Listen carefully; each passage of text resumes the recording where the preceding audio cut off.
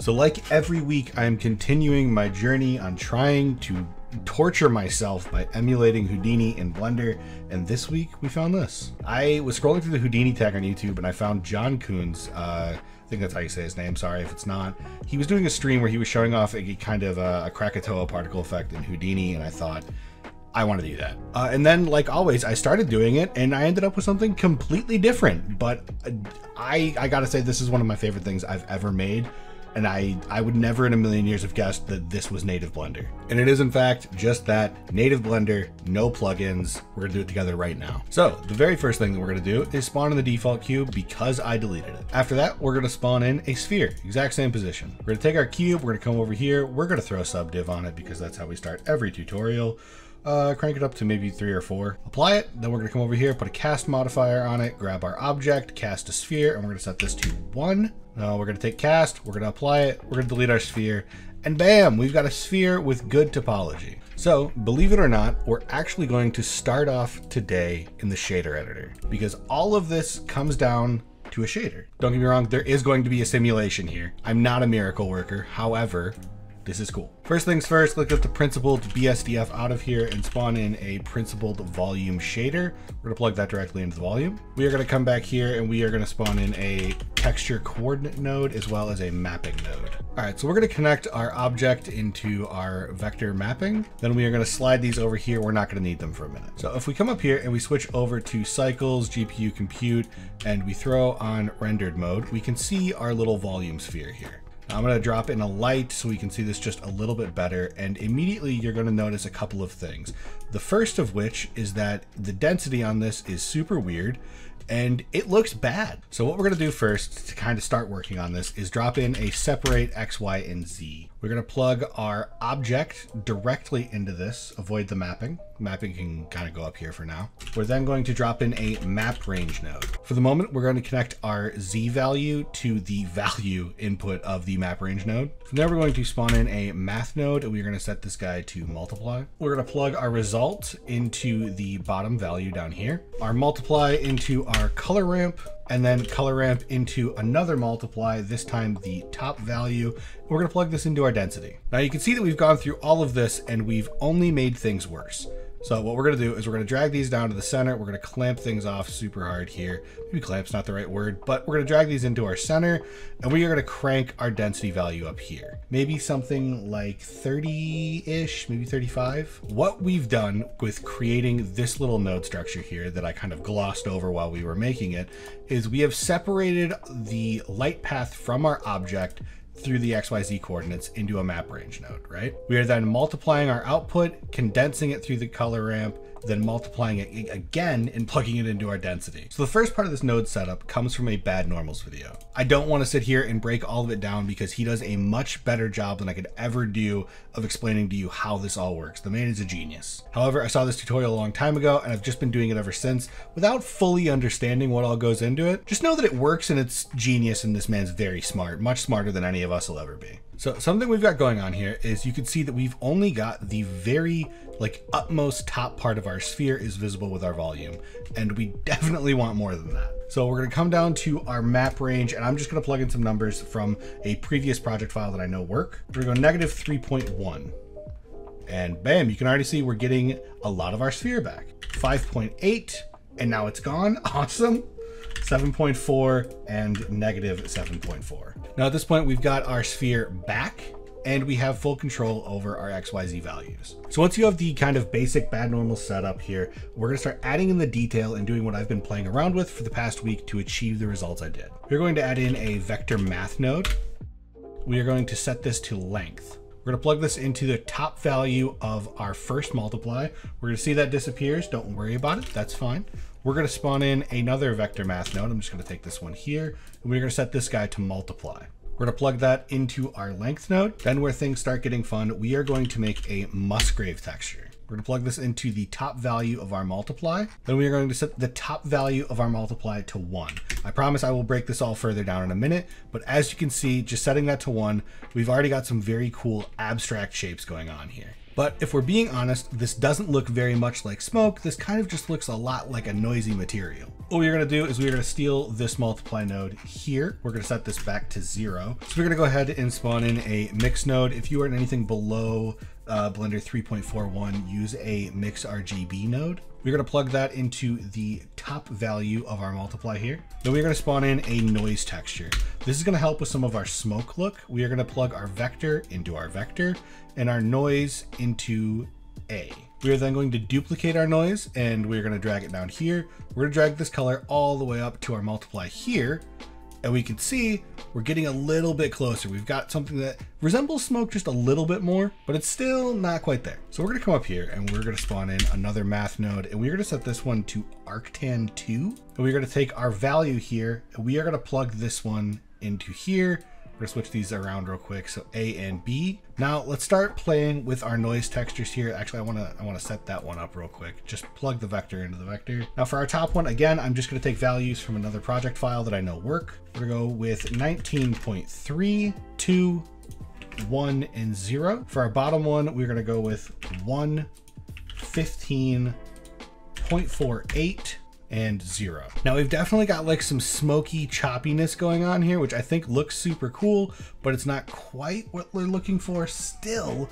So we're gonna come up here and we're gonna set our arctan to 5, and we're gonna set the bottom one here to 23.3. And now we've got this super cool kind of dissolving smoke look that's taking over our shape here. We're missing out on a lot of our Musgrave texture here, so we're gonna come back up and we're gonna set this to 1.1, 15, 1.1, and 2.2. This kind of just thickens things up a little bit up here so that we have a little bit more of our outside shell to start with. So I'm realizing I actually messed up earlier. I had you guys plug the arctan into the A slot in your mix node.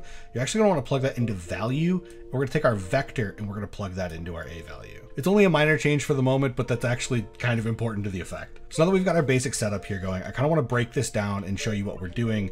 We have this Musgrave texture, which is adding our detail into our base density setup, right? But it's a little bit too smooth, it's a little bit too perfect. So we're using our noise textures to drive some roughness into the edges of our Musgrave texture. So with our noise textures here, adding a little bit of roughness, we can come to our mapping node here and do something kind of cool. What we can do is we can actually control where it is eating away at our object at. We can also kind of get these cool animations where it is forming and reforming. If we're playing with our scale, we can get something kind of like this if you wanted that. There are a lot of possibilities here. Personally, I'm just going to leave everything kind of default for the moment. We can come back and play with this a little bit later, but for now we have our density set up together. So what we're gonna do is we're gonna select everything between our texture coordinate and our principled volume, and we are gonna hit H to hide everything. We're gonna do some quick organizing. So once you have everything organized in a way that is easily readable for you, we are going to select all of those nodes that we had just made hidden. We're gonna hit Control J, then we're gonna hit F2, and we are going to call this density. We're gonna come over here to our material settings. We're gonna drop down settings. We're gonna change displacement from bump only to displacement and bump. We're gonna drop in a displacement node. And this part is actually super simple. We're gonna drop in a wave texture and a Musgrave texture. We're gonna hook these up to our texture coordinate. We're gonna plug our height into our vector from our Musgrave to our wave. And then our wave texture, we're gonna go color into height. On our Musgrave texture, our values are gonna be as follow. We're gonna go with 0.685, 11.2, 31.6, and 8.9. We're gonna come over to our wave texture. We're gonna go -2.9, 20.5, 15, 0.6, 0.423, -4.3. Now these don't have to be as exact as I just made them out. I was kind of just reading numbers off like a calculator. I'm sorry if it's a little bit too specific. You can play with these values all that you want. I just want to show you how I got the exact result that I got. Now we're actually going to change our mid-level here to 0 and our scale to 0.1. And now we are going to plug our displacement into our displacement output. And now you can see this looks interesting, but like totally and completely wrong. And that is because we do not have very much geometry on our little sphere here, if you remember. So we're going to subdivide it and we're going to crank this up to 4. Now, if we go back into rendered view, you can see that we have got some very cool abstract smoke details going on here. Now, if you want, you can come over here, select these, hide them, Control J, F2, and name them displacement. I spelled that wrong, but it's fine. I'm the only one that's going to look at this, I think. But now what we can do is we can drop down our mapping tab from our density, and we can come over to rotation and scale and location here, and we can kind of play around with what we actually want from this. So now with a very basic scene setup, we can kind of choose from what angle we want to approach this with. So we've got this big divide here from our separate XYZ value, and this is something that if you want to change, we can. You can come in here and you can play with your X, your Y, your Z, and kind of choose a place for this divide, or you can remove it altogether by playing with your values here until you find something that you like. If you want to kind of seal it up a little bit more, you can. There's a lot of possibilities for play here. However, I like the divide, so we're going to keep it. We might do something like this, where we've got kind of an entrance going on here. I really like this. So this is going to be our basis for our smoke sim. This is where we're actually going to emit from. However, we're going to move our camera back a little bit, move it up, and we're going to duplicate our sphere here. We're going to exit rendered mode so we can save a little bit on ourselves. We're going to get rid of our subdiv, and we are going to scale this guy down until it is inside of our sphere by an okay margin. Now with that sphere selected, we're going to come up here to object. We're going to scroll down to quick effects, and we're going to click quick smoke. Now, if we were to click play, we would have a smoke sim going on here.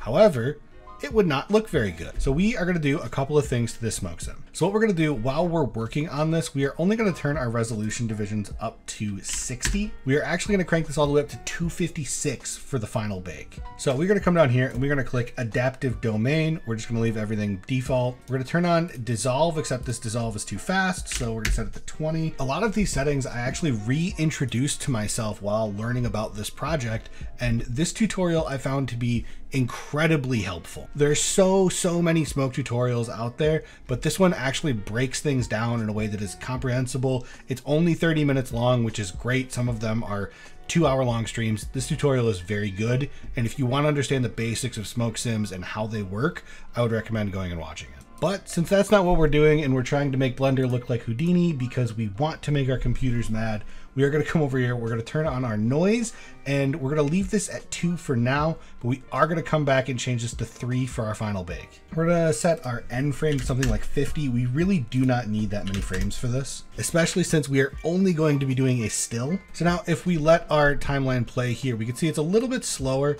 and our smoke is a little bit thicker and a little bit more detail, but it's not quite filling up the space like I want it to. So we are actually going to click on our smoke object. We're going to check on initial velocity, and our Z value, we're going to change to 20. This basically means that it is going to shoot up in the air super fast and fill up this space. So if we let this play again now, we can see that we are moving up well past our viewport here. We can actually stop it here, switch over into rendered view, and we can see that we have a lot more smoke going on and already a lot more detail without really changing that much. And now we're going to break this down into how to get the smoke to look as detailed as it does. And it's very simple. We're going to take that material we made before and we're going to put it on our smoke domain. We're going to click this little button here to make the material unique. We're going to go into our shader editor and we're going to disconnect our displacement. Honestly, we don't need any of these nodes at all anymore, so we can just delete them. And from here, if we switch into rendered view, we can see that we have a ton of detail going on in our smoke. And if you remember, we are still only at 60 for our resolution on that smoke. But something that is so cool, again, with how we set this up with our mapping, is we can completely change how this affects our smoke layer. We can really rotate this around. We can mess with our scale. We can do a lot of stuff with this. And if we want, we can open up our noise textures and open up the Arcan too, and we can play around with these values. I had something around 2.2 by 30 up here initially in my final render, and you can kind of play around with these as you see fit, kind of cranking this if you want to add that like really rough value to it. Currently, I think that the size of our smoke orb is a little bit big, so I'm going to exit rendered view and scale it down a little bit more. So with our sphere scaled down a little bit, we can see that we've actually got like some better like line up here with our abstract smoke object versus our sim. We might even be able to scale this down a little bit more. And while we're still working on this, I kind of want to change things with this abstract setup real quick. I I want to make it so that our line here appears across the top of our object. So by changing our location here and kind of playing with our rotation values, we can kind of get something like this where the top of the object's kind of disappearing. And then it's just about finding a good seed that you like. But when we turn our domain back on and we skip ahead a little bit, this kind of helps sell the realism that this abstract shape on the bottom is producing this big smoke cloud. So while we have this selected, we're actually going to come down here with our smoke object selected, and we're going to play around with some of these settings here. We're going to turn our sampling substeps up to 1, and we're going to drop down our flow source, and we are going to change this from 1.5 to 2, and volume emission we're going to change to 1. So this means that we're going to have smoke being emitted from both the inside of our sphere and the surface of it. Something I'm going to do with our domain is actually select it and go into edit mode. I'm going to make this top face just a little bit taller so that our smoke has a little bit more room to grow. I'm also going to select these two faces and I'm going to scale them on the X value just a little bit. I just think that the smoke looks a little bit better when it has a little bit more room to breathe. So each thing that you do is going to be a little bit different. I keep kind of tabbing out and absentmindedly playing with my mapping node here because, as I said, it's like a seed generator. So playing with your location and then playing with your rotation afterwards can kind of enable you to change the shape of the smoke sim and how it's going to be working. So what I would highly recommend is once you have this basic setup, go through and play with all of those values until you're like, oh damn, this is kind of cool. I like this one. Once you've arrived at that, you're gonna come down here and you are gonna crank your resolution divisions up. I would personally recommend not doing 256. And it's something that I've been kind of avoiding talking about, but this process is incredibly intense. I have a fairly beefy computer and I struggled trying to render this scene at 256 resolution, and it's not actually because of the resolution, it's because of the shader. When you increase the resolution that much, we're working with tiny little voxels that are spreading out, and the shader has to be calculated for each one of those. So with as complex of a shader as we have going on here and as much math is going into it, it can take a very long time. So I would recommend keeping that a little bit lower if you can. So here we have the initial project file that I worked in where my bake is at 256 and I took the time to let all of this run its course. You can see once we up the resolution of the smoke, we get a lot more of that wispiness and you can really see the actual smoke elements come together very nicely here. And this project file will be available in the description for free if you want to download and look at all of my exact settings. But I wanted to show you guys, if I click into my viewport here, I cannot move. This, I'm not even sure if the audio will get picked up on the video I'm trying to record because my computer is so mad. I'm sure you can even hear my computer's fans. This is the opposite of optimization, and it is exactly what you should expect when you are trying to emulate Houdini in Blender. However, it is possible, and that was the whole point. The point was not, can I do this as good as Houdini? Can I do this, you know, as efficiently as Houdini? It was, can I do this in Blender? And we can. Would I love to see some updates happen to our particle systems and our smoke systems? Yeah, absolutely. I would love to be able to work on things like this without it taking so god-awful long just to render a singular frame. I would love to be able to continue to pursue this kind of work within Blender, and I hope that someday soon we see updates to these systems. But yeah, that is basically the effect. It is the shader thrown on top of your smoke sim and then playing around with your smoke settings until you find something that you like, doing the high resolution bake, and then waiting a really long time to render a singular beautiful frame. With the way that Blender is optimized at the moment, doing an animation like this, I just don't think is feasible. I'm not even sure if it's possible. While I know that it itself will be animated, actually rendering this one frame took me over 6 hours. And for me, I was okay with that because I set out with the goal of rendering one frame. I wanted to simulate what I'd seen in Houdini, which was one frame. But if your goal is to create a very abstract, dynamic smoke simulation for a film or even just an art piece, I don't necessarily know if this is going to be the thing for you. But if you are brave enough and willing to take the time, I would love to see someone try. That is entirely up to you what you do with that, but if you do try, please tag me on Twitter. Anyways, thank you guys so much for watching. I really appreciate all the love and support on the channel that we have had. It has been really fun to watch it grow, and I do this just for my own entertainment. This isn't what I do for a living, so I've been having a lot of fun with it. Thank you for all of the kind feedback and kind words. Hope you all have a wonderful day, and I will see you again real soon.